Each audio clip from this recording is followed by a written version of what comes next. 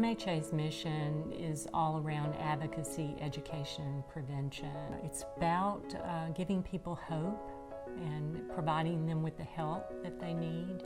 It's great to highlight Compeer, which is an amazing program that is helping people with their recovery, because we don't talk about that enough. Compeer is just an amazing program that matches individuals who are living with a chronic mental health diagnosis with a friend, a companion, which is where we get Compeer, the name, from. It's interesting, people's preconceived notions of mental health or the stigmas around mental health. But when I first met Reggie, I was so impressed by him. All of my preconceived notions went right out of the window. Reggie was articulate, and he was nice, and he was asking me questions about myself, and he was interested, and he had an interesting story to tell, and he was willing to talk about it.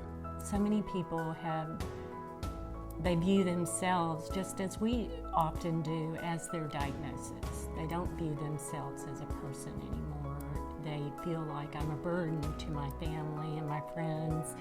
And so as a result, they begin to isolate themselves. So to me, that's the beauty of Compeer and the beauty of MHA. It's all about cultivating relationships, reducing isolation and loneliness, and just letting everyone know that there is someone out there for you. The match between John and myself was a really good one. We both work off of each other when we're talking.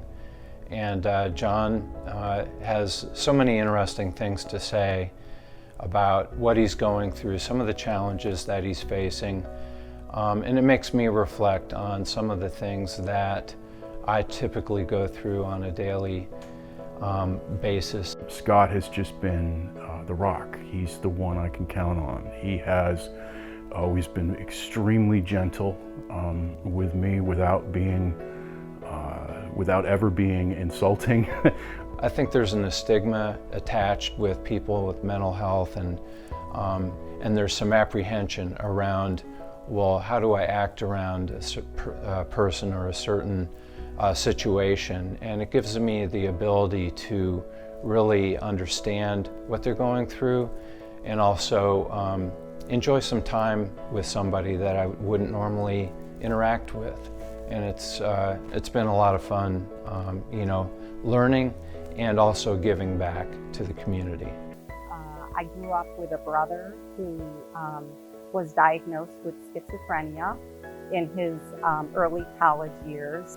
As his little sister, I never could do anything to help him. I think he didn't want help from his little sister, and it always bothered me. He lived a very isolated and lonely life, and loneliness tugs at my heart, and I wanted to be able to give back in honor of my brother. I feel in the short time that Roseanne and I have been matched and been friends, we have gotten to know each other well.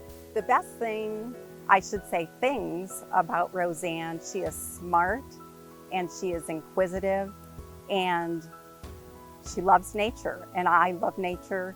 And so when I see a turtle walking down the greenway when I'm out for a walk, I can snap a picture and send it to her, and I know she's gonna enjoy it and she's gonna wanna talk about it. We've been friends for about a year and a half. Kelly, he keeps me on point. He makes me better. You know, it's like I make him better, he make me better. Even swap ain't no swindle. Reggie is an incredible individual who is very lighthearted and has a lot to say, and he truly lives in the moment and takes the time to talk to everybody and to shake their hand and to hear their story, because he knows how important it is. One thing I've always really liked about being friends with Kara is just that she's really calm and has a really laid-back personality, a lot like I do. We're both really go with the flow, and we just have fun, like taking in the moment. So that's something I've really enjoyed and appreciated about her. Friends with her has really helped me along. So now that I have a friend that is close to my age, it has really transformed me to where I can now have confidence to speak to people of my age. It also gave me a sense of hope that there are people my age that aren't going to be bullies, that's not going to pick on me because of my mental illness or because of my health problems. I currently work at a psychosocial rehabilitation program, and it is very disheartening how many people are out there without the means and the needs and the skills and the role models to really excel. They're completely disadvantaged, and they're all good people who mean really well, but have had a lot of issues in their life. And you know, the world can be a very unfair place, and what goes around doesn't come around for a lot of people, and a lot of people are literally sitting around waiting for an opportunity, someone to walk through the door and to be helpful in their lives. And there's a lot of people out there that need help and want the help. The skills that we're practicing, Scott and I, they're basic. They're very basic, but they're absolutely necessary. The most important thing about MHA to me is the tireless work they do in the community around a topic that people don't want to talk about, but we need to. If people were more willing to talk about mental health, less people would suffer. We'd be less afraid of those who might be different than us, who have mental health issues, who are going through something in their lives. And we as a community should be there for them when they're at their lowest.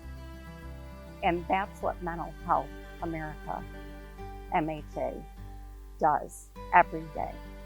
Mental Health America definitely changes lives for the better. There's no doubt about it. MHA's Compeer program changes lives. MHA has their priority right where it needs to be, which is that we're people first and foremost. People that need to be taken care of, people that deserve to be taken care of because we're people. And I feel like that the organization that starts with that as its beginning point, that's a good organization, one that I want to support. And I'm honored to be a part of. You can look around and see there's lots of opportunities to not take care of each other, but I think for those of us who do participate in taking care of other people, there's nothing as rewarding. Just simply, there's nothing as rewarding.